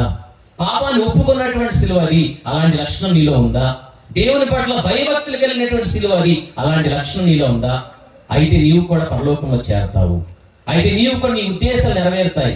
అయితే నీ యొక్క తలంపులు కూడా నెరవేరుతాయి. ఏ ఉద్దేశంతో, ఏ తలంపుతో ఈ దీక్షను స్వీకరించావో, ఏ తలంపుతో ఈ ప్రార్థన పాల్గొంచుకున్నావో, ఏ అవసరాలతో ఈ ప్రార్థన పాల్గొంచుకున్నావో, ఏ కోరికలతో ఈ ప్రార్థన పాల్గొంచుకున్నావో, ఏ సమస్యలతో ఈ ప్రార్థన పాల్గొంచుకున్నావో ఆ సమస్యలు తీరుతాయి, ఆ అవసరాలు నెరవేరుస్తారు దేవుడు. ఎప్పుడు అని అంటే ఈ కుడివైపున సిలువ వేయబడినటువంటి దొంగలాగా మనం కూడా మన పాపాన్ని అంగీకరించినప్పుడు, ప్రభు వైపు తిరిగినప్పుడు, దైవ భయం కలిగి జీవించినప్పుడు, పదే పదే మన అవసరం తీరేంత వరకు కూడా పదే పదే పదే ప్రభుని మొరపెట్టుకున్నప్పుడు మనం కూడా పరలోక రాజ్యంలో మన స్థానాన్ని బదిలీపరుచుకుంటాం. కాబట్టి ప్రియమైన సహోదరి సహోదరులారా, రెండవ ఈ మంచి దొంగ వాని యొక్క లక్షణాలు నీలో ఉన్నాయా? ఈ మంచి దొంగ వాడి యొక్క శిలువను నువ్వు ఇష్టపడుతున్నావా? అయితే నీవు కూడా నీ పాపాన్ని అంగీకరించాలి, నీ కుటుంబం జరుగుతున్న అన్యాయాన్ని గద్దించాలి, దేవుని పట్ల కుటుంబంతో కూడా భయభక్తులు కలిగి జీవించాలి. ఇక మూడో శిలువ క్రీస్తు ప్రభు యొక్క శిలువ. ప్రియమైన దేవుని బిడ్డలారా, ఈ శిలువ మనకి ఏమని నేర్పిస్తుందంటే కరుణామయని శిలువ ఇది, దయామైన యొక్క శిలువ ఇది. ఈ మూడో శిలువ ఏ పాపం చేయకపోయినప్పటికీ కూడా శిలువలో మరణిస్తూ మనందరికీ కూడా ఏ నేరం చేయకపోయినా కూడా మన భారాలన్నింటిని కూడా భరిస్తూ మనందరి కోసం పరలోక రాజ్యపు ద్వారాలు తెరిచినటువంటి శిలువ ఇది. ఈ శిలువలో వేయబడినటువంటి క్రీస్తు ప్రభు యొక్క లక్షణం లేదా మనస్తత్వం ఎలాంటిదంటే, ఓ పునీతుడు ఒక చక్కని కథ చెప్తాడు. ఒకప్పుడు మంచి గుణాలు చెడు గుణాలు కలిసి జీవించేయంట. మంచి గుణాలు చెడు గుణాలు కలిసి జీవించేయంట. చెడు గుణాలు ఏమిటి ఒకసారి చెప్పండి. చెడు లక్షణాలు చెడు గుణాలు ఏమైనా ఉన్నాయా? లేదా మంచి గుణాలు మంచి లక్షణాలు ఏమైనా ఉన్నాయా? ఏమైనా ఉన్నాయా అంటున్నా. మంచి లక్షణాలు ఏంటి చెప్పండి, చెప్పండి. ప్రేమ, సహనం, జాలి, దయ. చెడు లక్షణాలు కోపం, స్వార్థం. ఈ మాత్రం కరెక్ట్గా చెప్తున్నారు. స్వార్థం, పిచ్చితనం, అసూయ. ప్రియమైన సహోదరి సహోదరులారా, ఈ మంచి లక్షణాలు చెడు లక్షణాలు. మంచి లక్షణాలు ప్రేమ, సహనం, ఇవన్నీ. తర్వాత చెడు లక్షణాలు స్వార్థం, బద్ధకం, పిచ్చితనం. ఇవన్నీ కూడా ఒక రోజున దొంగ పోలీసు ఆడుకుందాం అంటున్నాయంట. దొంగ పోలీసు ఆడుకుందాం అని చెప్పేసి ఈ మనుషులు అన్ని కూడా పంటలు వేసుకొని చివరికి ఎవరు దొంగ అని చెప్పేసి, లేదా ఎవరు పోలీసు దొంగలు పట్టుకోవాలని చెప్పేసి అంటే ప్రేమ పోలీసు అయ్యి దొంగలు పట్టుకోమని చెప్పేసి మిగతా చెడు గుణాలు మంచి గుణాలు అన్ని కూడా దాక్కోవడానికి వెళ్ళిపోయాయంట. ఒకటేమో ఒక పొరల చాటుకి లేదా ఇంకో చోటికి వెళ్ళిపోయి, బద్దకు మాత్రం నేను పరలోకంలో దాక్కున్నానని చెప్పేసి వెళ్ళకుండా అక్కడే నుంచొని కనీసం ఒక అడుగు కూడా వేయలేదంట. ప్రేమ 1, 2, 3, 4, 5 అని చెప్పేసి లెక్క పెట్టడం మొదలుపెట్టింది. 100 వచ్చేస్తున్నా అని చెప్పేసి పట్టుకోవడానికి వస్తున్నా అని చెప్పేసి అనగానే బద్దకు మాత్రం నేను పరలోకంలో ఉన్నా అని చెప్పేసి అందండి. ప్రియమైన సహోదరి సహోదరులారా, దేవుని బిడ్డలారా, ప్రేమ కాదు ఈ పోలీసుగా ఉంది, ప్రేమ కూడా దాక్కోవడానికి వెళ్ళింది. పిచ్చితనం అనేది పోలీసుగా ఉండి నేను వచ్చేస్తున్నా అని చెప్పేసి ఈ పిచ్చితనము అందరిని అంటుకోవడానికి వస్తూ ఉందంట. మొట్టమొదటిగా ఎవరిని పట్టుకుంటది? పిచ్చితనం, మ్యాడ్నెస్, బద్ధకం. ఎందుకంటే ఎక్కడ కూడా కదలుకోకుండా మెదలుకోకుండా అక్కడే ఉండటం వల్ల వచ్చి వెంటనే అవుట్ అని చెప్పేస్తాను. తర్వాత అలా మిగతా అన్నింటిని కూడా పట్టుకుంది. ప్రేమ మాత్రం ప్రియమైన సహోదరి సహోదరులరా ఎక్కడ దాక్కోవాలో అర్థం కాక అది పక్కనే ఉన్నటువంటి గులాబీ తోట ఉంటే ఆ గులాబీ తోటలో ప్రేమ దాక్కుందంట. అందరూ దొరికారు. ఈ పిచ్చితనానికి ప్రేమ ఒక్కడే దొరకలేదు. ప్రేమ ఎక్కడుందా అని చెప్పేసి ఏం చేయాలో అర్థం కాక బాగా కోపం వచ్చేసి పిచ్చితనానికి కింద ఒక దగ్గరలో ఒక రాడ్, ఒక కర్ర లాంటిది ఉంటే ఆ కర్ర తీసుకొని ఈ ప్రేమ ఎక్కడుందని చెప్పి పక్కన ఉన్నటువంటి తోటలో గులాబీ తోటలో పొడుస్తూ ఉందంట తగులుకొని. ఆ పొడుస్తుంటే కొద్దిసేపటికి ఆ కర్రకి ఎర్రగా రంగు లాంటిది, రక్తం లాంటిది మరకలు కనిపిస్తూ ఉన్నాయంట. ఏంటని చెప్పి చూస్తే ప్రేమ గులాబీ తోటలో దాక్కుని ఉంది. ఎక్కడ పొడిచారని చెప్పి చూస్తే ప్రేమ కళల్లో పొడిచారు. ఈ పిచ్చితనం ప్రేమ కళలో 2 కళల్లో టకాటాక పొడుస్తున్నా కూడా నేను దొరికానని చెప్పేసి దొరికినట్టుగా చెప్పుకోకుండా ఆ ప్రేమ అలా భరిస్తూ ఉందంట. ప్రేమైన సహోదరి సహోదరులరా, ప్రేమ ఏమైపోయింది? ఇప్పుడు ఏమైపోయింది? కర్రతో పొడవటం వల్ల ప్రేమ గుడ్డిదైపోయింది. తర్వాత ప్రియమైన సహోదరి సహోదరు పిచ్చితనం అందంట. అయ్యో నేను బాగా పొడిచాను, గుడ్డివాణ్ణి చేశాను, నన్ను క్షమించు అంటే పర్లేదులే, మనిద్దరం స్నేహితును కాబట్టి అని చెప్పేసి వాళ్ళిద్దరూ ఆలింగనం చేసుకున్నారంట. అంటే చిన్న సన్నివేశం అది. కాకపోతే దాన్ని పునీతుడు ఏమంటాడంటే, దేవుని యొక్క ప్రేమ గుడ్డిది, దేవుని యొక్క ప్రేమ పిచ్చితనం అని చెప్పేసి ఉంటాడు ఆ పునీతుడు. అలాగే ఇక్కడ కూడా సిలువలో వేలాడబడుతున్నటువంటి యేసయ్య కూడా, ప్రియమైన దేవుని బిడ్డలారా, ఎన్ని విధాలుగా దూషించిన, ఎన్ని విధాలుగా హింసించిన, ఆయన చెప్పినటువంటి ఒకే ఒక మాట సిలువ నుండి, తండ్రి మీరేం చేయించున్నారో మీరు ఎరుగరు, మీరు క్షమించండి అని చెప్పేసి చెప్తున్నాడు.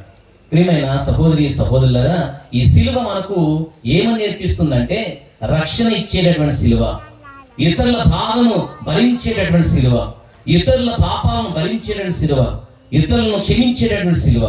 ఈ సిలువను మీరు పోలి జీవిస్తే పరలోకంలో స్థానాన్ని బదిలీపరుచుకుంటారని చెప్పేసి ఈ సిలువ మనకు నేర్పిస్తూ ఉంది. ఈ రోజున మనందరం కూడా ఒకసారి ఆత్మపరిశీలన చేసుకుందాం. గత సుమారు 26 రోజుల నుంచి మనం ప్రతిరోజు కూడా హృదయ పరివర్తన గురించి, పశ్చాత్తాపం గురించి, ఉపవాసం గురించి, తర్వాత ప్రార్థన గురించి, దాన ధర్మ క్రియల గురించి ధ్యానం చేసుకుంటూ వాక్యాలు ఆలకించుకుంటూ వచ్చాం. ఈ రోజున ఈ 3 సిలువలు కూడా మనకు, ఏ సిలువ అంటే నీకు ఇష్టం, ఏ సిలువను ఇష్టపడుతున్నావు, ఏ సిలువను అంగీకరిస్తున్నావు, ఏ సిలువ జీవితాన్ని ఆదర్శంగా చేసుకుని నీ జీవితాన్ని కొనసాగిస్తూ ఉన్నావు. ఎడమ వైపున సిలువ వేయబడినటువంటి దొంగవాని యొక్క లక్షణాలు నీలో ఉన్నాయా? రక్షణ కోల్పోతూ, పశ్చాత్తాపడకోకుండా, పాపాన్ని అంగీకరించుకోకుండా, నువ్వు చేసినటువంటి తప్పిదాలకు బాధ్యత వహించుకోకుండా జీవిస్తున్నావా? అయితే మారమంటుంది ఈ తపస్కాలంలో ప్రభు వాక్యాల ద్వారా.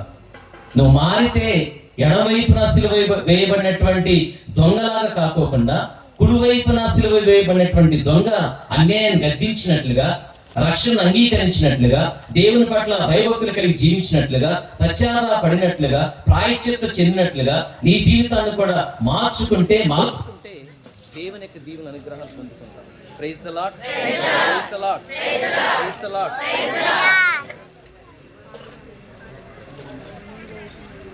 దేవుని యొక్క ప్రసాదం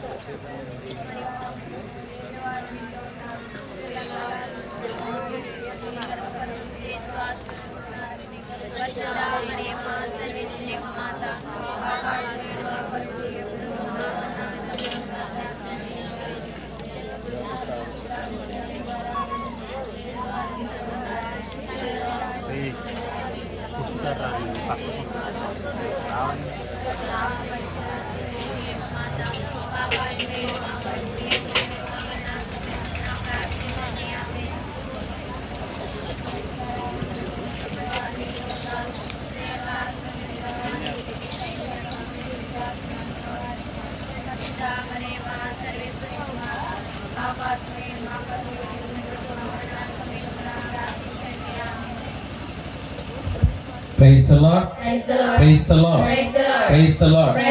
ప్రియమైన సహోదరి సహోదరులారా, ఒకసారి మనందరం కూడా మన హృదయాలను ఆత్మపరిశీలన చేసుకుంటూ ఆ 3 సిలువలను ఒకసారి మన యొక్క హృదయంలోనికి జ్ఞాపకం చేసుకుందాం.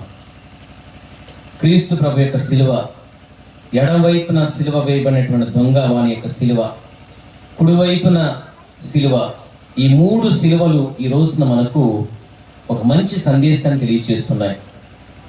దేవుని అంగీకరించుకోకుండా, పాపం పట్ల బాధ్యత లేకోకుండా ఉంటే ఈ తపస్కాలంలో దేవుడిచ్చిన అవకాశాన్ని సద్వినియోగం చేసుకొని, మంచి దొంగవానిలాగా, కుడివైపున సిలువ వేయబడినటువంటి దొంగవానిలాగా ప్రభువు పట్ల భయభక్తులు కలిగి జీవిస్తూ, ప్రభు వైపు చూస్తూ, ప్రభు మీద ఆధారపడుతూ, ఆయన్ను పదే పదే మనకు కావలసిన అవసరాల కోసం విన్నవించుకుంటూ, కోరికల కోసం విన్నవించుకుంటూ, సమస్యలను విన్నవించుకుంటూ, తెలియచేసుకుంటూ, మన జీవితాలను మలుచుకుంటూ, చక్కదిద్దుకుంటూ, సరిదిద్దుకుంటూ, ప్రభు ఇచ్చేటటువంటి రక్షణ, కరుణ, దయను పొందుకునేటటువంటి భాగ్యాన్ని మనందరికీ కూడా దయచేయమని ఈ ఆరాధన సమయంలో అందరి నుంచొని విశ్వాసంతో, భయభక్తులతో వెలుగుచున్నటువంటి ప్రవృత్తులు తీసుకొని ఈ ఆరాధనలో పాల్గొంచుకుందాం. అందరు లేచి నిలబడదాం. ఇప్పుడు మన యొక్క గ్రామస్తులు మనందరికీ కూడాను క్రొవ్వొత్తులు పంచుతూ ఉండగా అందరూ కూడా క్రొవ్వొత్తులు స్వీకరించి ఈ యొక్క క్రొవ్వొత్తు యొక్క ఆరాధన మనందరం కూడా జరుపుకుందాం పిల్లారా.